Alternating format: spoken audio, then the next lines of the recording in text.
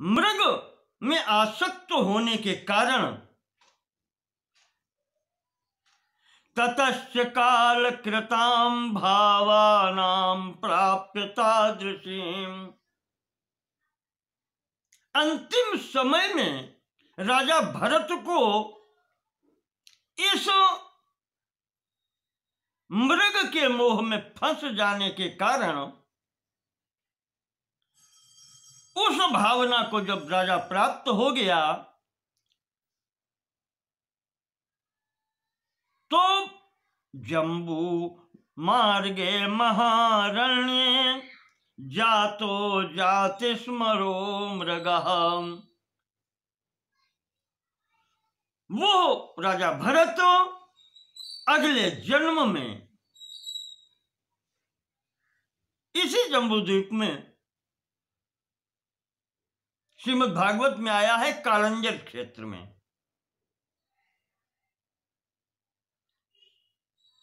जाति स्मरो मृगः, मृग योनि को प्राप्त हुआ।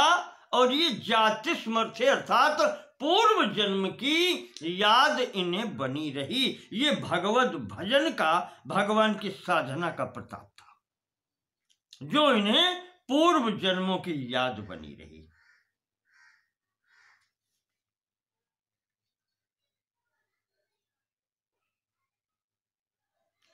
जैसा उसमें श्रीमद् भागवत में आया था,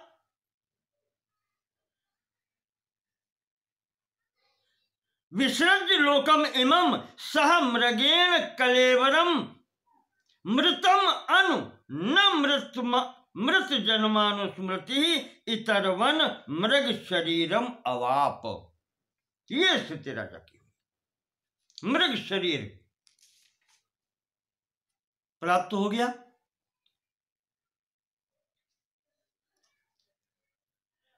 तो पूर्व जन्म की जो याद बनी रही, इस कारण से महाराज जी ने फिर किसी से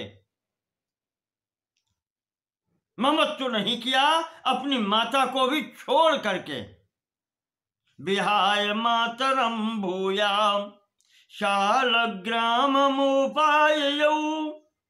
उस मृग शरीर में भी आपने माता को भी छोड़ दिया।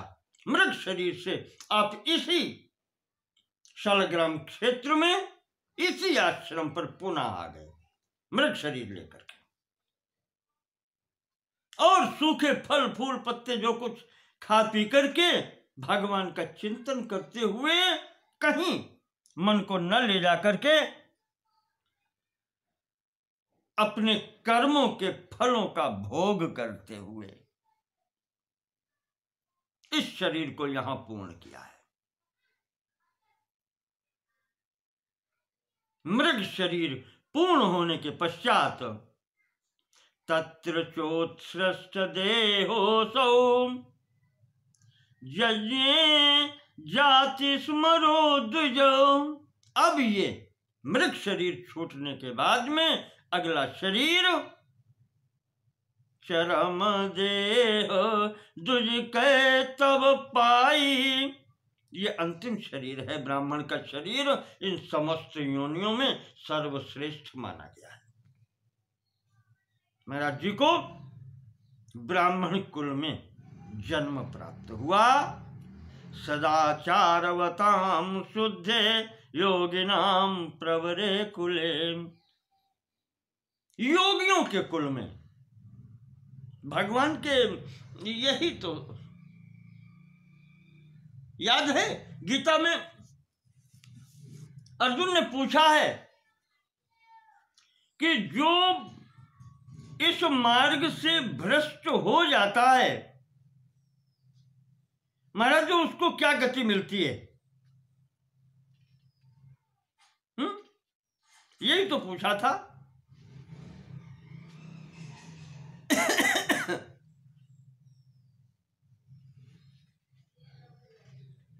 अयति श्रद्धेयोपेतो,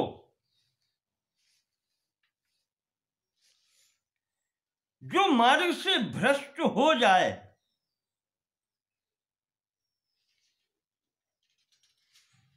उसकी गति क्या होती है महाराज?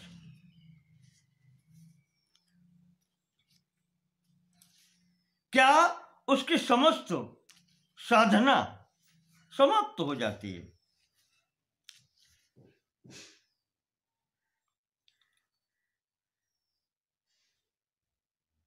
अयति श्रद्धेयोपेतो योगाचलित मानसः, जो योग मार्ग से चलित मानसा हो जाए उसकी क्या गति होती है। तो वहां भगवान ने कहा है कि पार्थ नैरेह नामूत्र विनाशस्तस्य विद्यते, मेरे भक्त का न यहां और न अमूत्र दूसरे लोक में कभी विनाश नहीं होता।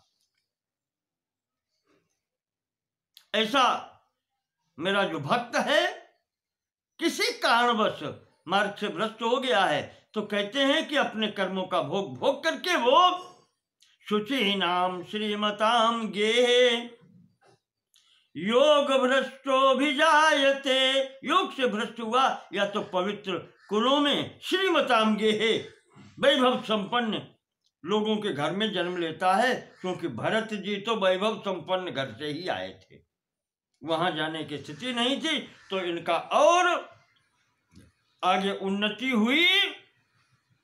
जो झटका लगा था वो कर्म भोग करके मृग स्वरूप में, और फिर तब इनका उन्नति हुई। और विप्र अथवा योगी नामेव कुले भवति धीमताम, अथवा योगियों के घर में इनका जन्म होता है, योगियों के कुल में इनका जन्म होता है, जो साधना करके वहीं से जहां साधना छूटी है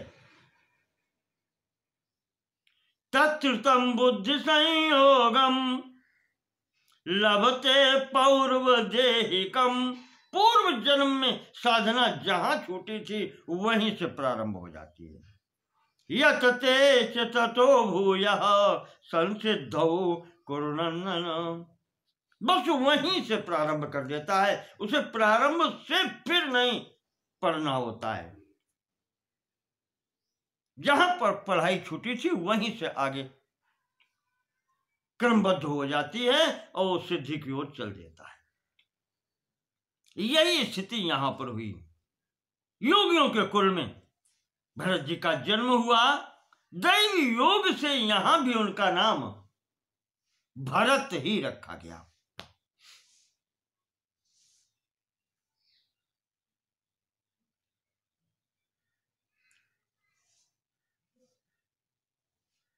आत्मनो अधिगत ज्ञानो, ज्ञान महाराज जी को पहले से ही था। आत्मना अधिगत ज्ञान, जो प्राप्त किया था ज्ञान वो संपूर्ण उनके पास था। सर्वभूतानि अभेदेन सददर्श तदात्मनः, वो संपूर्ण प्राणियों में अपनी आत्मा के ही दर्शन करते थे। अभेद दर्शन था, जैसे हम वैसा अन्य, एक ही स्वरूप में सबको देखते थे। इसलिए महाराज ने न पपाठ गुरु प्रोक्तम कृतोपनयन श्रुतिम न ददर्श च कर्माणि शास्त्राणि जग्रहेन च।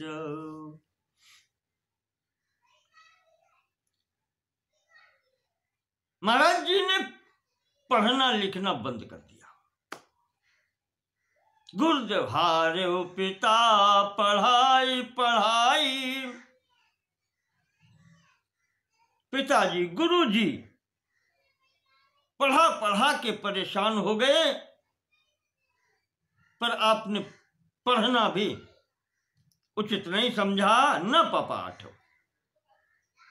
कृतोपनयन श्रुतिम न पपाठ, उपनयन संस्कार हो जाने के बाद भी वेदम न पपाठ, वेद भी नहीं पढ़े।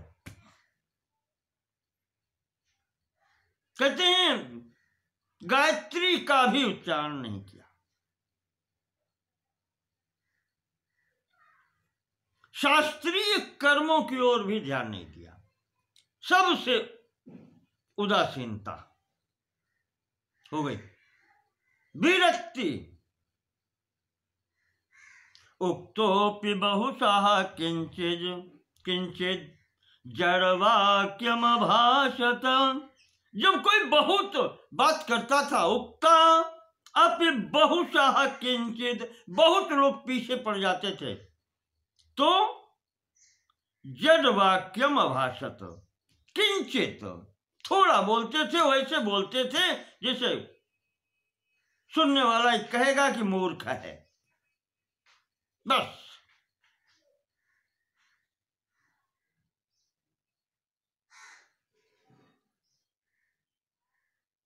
बिल्कुल मूर्खों जैसा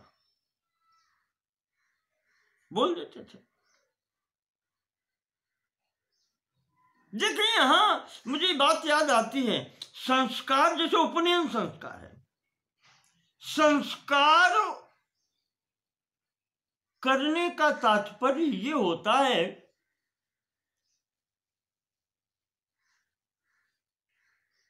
दुर्गुणों को हटा करके सद्गुणों को देना। एक उदाहरण है, पूजा के लिए जल लेने जाते हैं उस लोटे में,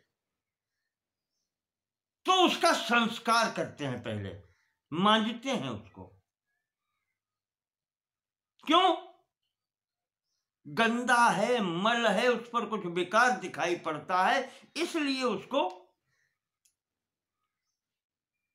संस्कारित करते हैं, तब वो संस्कृत होता है।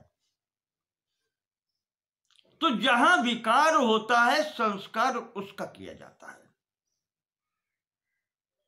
और यहां विकार ही नहीं है, तो संस्कार की क्या आवश्यकता है? लौकिक दृष्टि वाले माता पिता गुरु इत्यादि ये सब संस्कार करना चाहते हैं।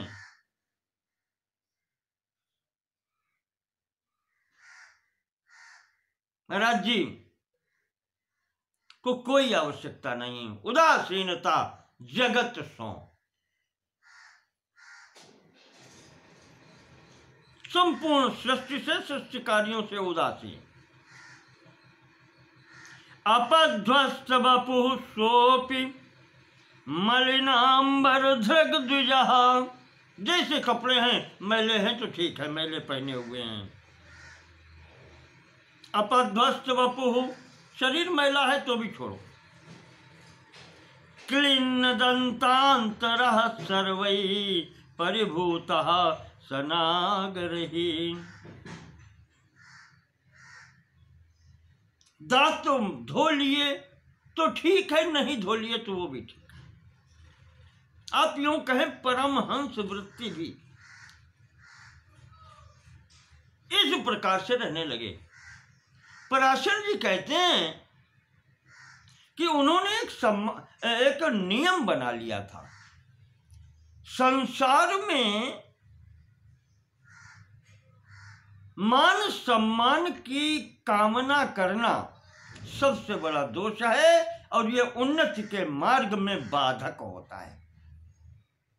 जो मान और सम्मान की कामना करता है वो आगे बढ़ नहीं सकता। सम्मानना पराम हानिम, सम्मान सबसे बड़ी हानि है संसार में।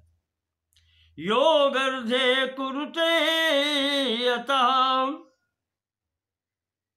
जो योग मार्ग में चल रहा है, भगवान की ओर बढ़ रहा है, कहते हैं उस मार्ग के लिए ये सम्मान, ये मान सबसे बड़ा अवरोधक है, सबसे बड़ी हानि है। जनेन अवमतो योगी, जो योगी संसार से अपमान प्राप्त करता है, योग सिद्धिम च विंदति, वही योगी अति शीघ्र इस मार्ग में सिद्धि प्राप्त करता है। योग मार्ग में सिद्धि वही प्राप्त करता है जो संसार से अपमानित होता है। अपमानित होने का गुण ये फल ये है कि फिर वो विरक्त होता है, उसका किसी और मन नहीं जाता, मन एकाग्र होता है, विरक्ति आती है। तस्मात् चरेत वै योगी, इसलिए जो भगवान से योग के लिए यत्न कर रहा है वो योगी सताम धर्ममसु अदूषयन,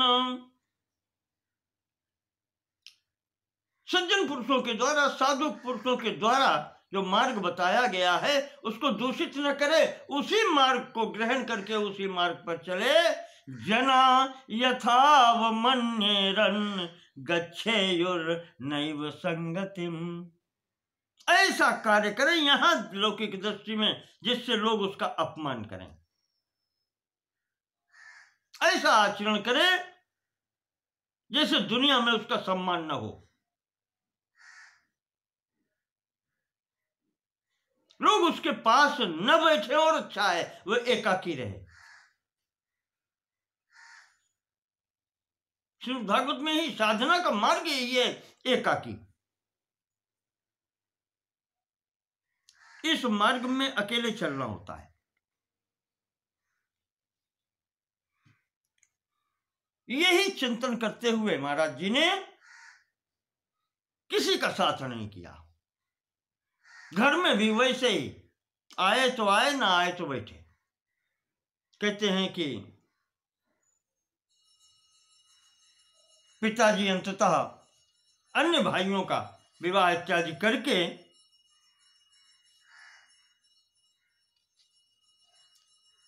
अनधिगत मनोरथा कालेन प्रमत्तेन उपसंहृता,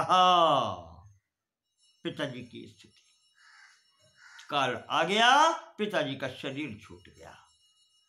पितरि उपरते सोथ, पिताजी के जाने के पश्चात जड़ भरत जी का क्या हुआ? भ्रातृ भ्रातृव्य बांधवई, भाई भतीजों ने उतना ध्यान देना बंद कर दिया। कारितः क्षेत्र कर्मादि, और खेतों पर कार्य करने में लगा दिया। वहां पर कदन्नाहार पोषिता, कदन्न, कद अन्न, दूषित अन्न देते थे।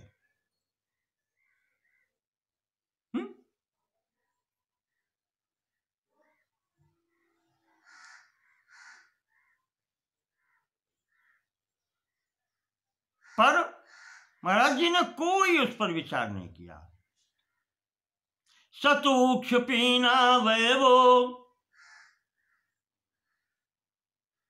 जड़कारी च कर्मणि, महाराज जी उसी स्वरूप में जैसे बात करते थे जड़, बिल्कुल उसी स्वभाव में रहते थे। ऐसा नहीं है कि अपने विपरीत कार्य पड़ गया तो दूसरे स्वरूप में आ गए कि हम सब कुछ जानते नहीं। महाराज जी का एक ही स्वभाव, जड़ स्वरूप धारण कर लिया, स्तब्ध, तो कुछ कहना ही नहीं है किसी से। राजी हैं हम इसी में जिसमें तेरी रजा है, अपना कुछ नहीं करना। सतूक्ष पीना वैवो स तु उक्ष पीना, पीन अवयवो, महाराज जी उक्ष पीन अवयवो, उक्ष कहते हैं बैल को, जैसे बैल मोटा तगड़ा होता है, बलिष्ठ होता है, ऐसे महाराज जी के, भरत जी के शरीर है, शरीर के अवयव हैं, अंग प्रत्यंग, आप उसी प्रकार से अपने कार्य में लगे हैं। जड़कारी च कर्मणि, काम में लगे हैं, बिल्कुल मूर्खों की भांति उसे लगे। सर्वलोकोपकरणम बभूवाहार वेतनः तस् वेतनः आहारः,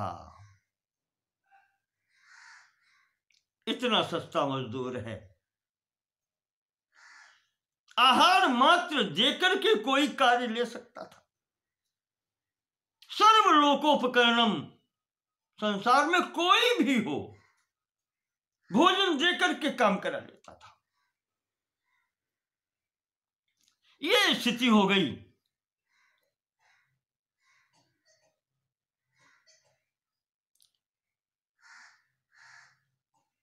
दिन रात में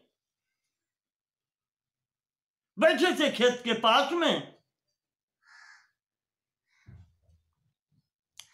कहते हैं कि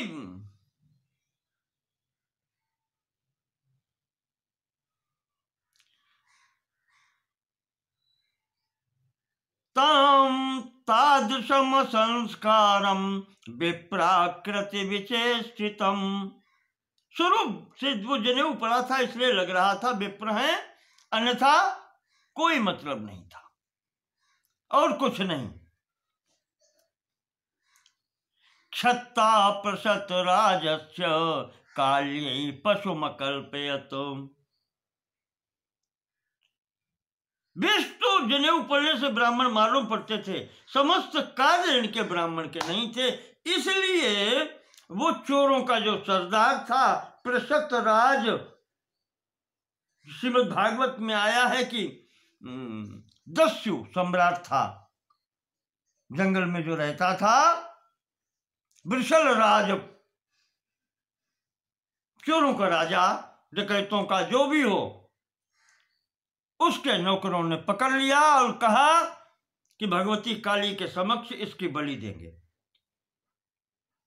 विधिवत वहां ले जाकर के महाराज जी को संस्कार करा करके, आभूषण वस्त्र पहना करके माता के समक्ष, काली भद्रकाली के समक्ष बलि देने के लिए बलि पशु बना करके बिठाया। ठीक उसी समय ततः खंगम समादाय निशितम निशिसा तथा क्षत्तारम क्रूर कर्माणम अच्छिनत कंठमूलतः स्वपार्षद युता देवी पपौ रुधिरमुल्बणम्। उस दुष्ट के हाथ से तलवार छीन करके देवी भद्रकाली ने समस्त दुष्टों का संहार किया और अपने गणों के साथ में सबका रुधिरम उल्बणम पपौ, रुधिर पान कर गई भगवती। भक्त को वहां से छोड़ दिया गया। इसी समय की घटना है।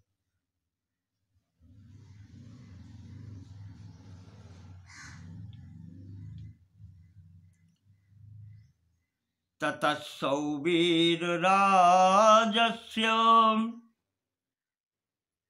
प्रयातस्य महात्मनः विष्टिकर्ताथ मन्येत विष्टियोग्योऽयमित्यपि। एक दिन सिंधु सोवीर देश का राजा रहुगण अपने पालकी में बैठ करके, लकड़ी की होती है शिविका, उसमें बैठ करके कहीं जा रहा था। मार्ग में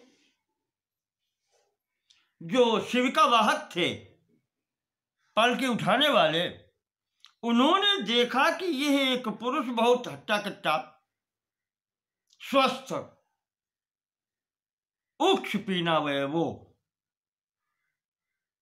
बिल्कुल बैल के समान हृष्ट पुष्टंगों वाला बैठा है। उन्होंने कहा ये अच्छा काम देगा, इसको साथ में पकड़ लो।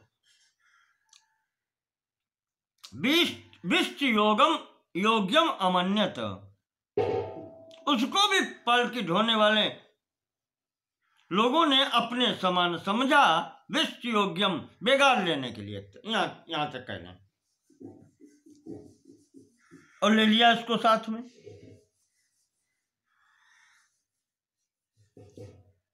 राजा रहुगण उस पालकी पर बैठ करके कहते हैं, स राजा शिविकारूढ़ो गंतुम कृतमतिर्दुज बभूवेक्षुमति तीरे कपिलर्षेर्वराश्रमम्।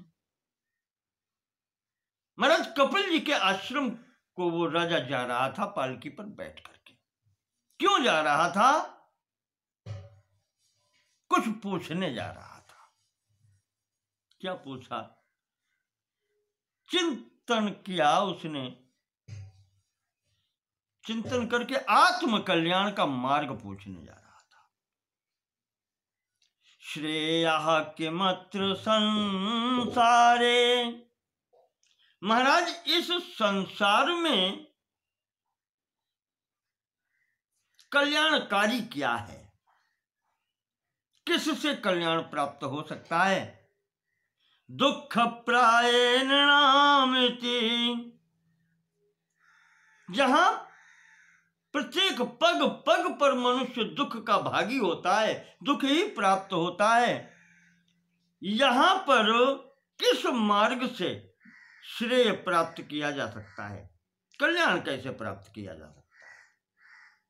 प्रष्टुम तम मोक्ष धर्मज्ञो, धर्मज्ञम, यही पूछने के लिए ये राजा उन महर्षि कपिल जी से, जो मोक्ष धर्मज्ञ हैं, मोक्ष मार्ग के जानकार हैं, उनसे पूछने के लिए कपिल जी के आश्रम में जा रहा था।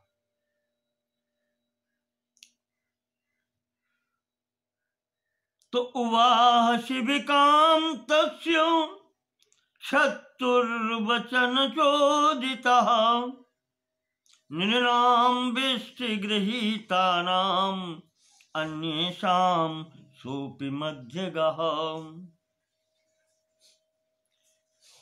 सबके कहने पर वो राजसेवक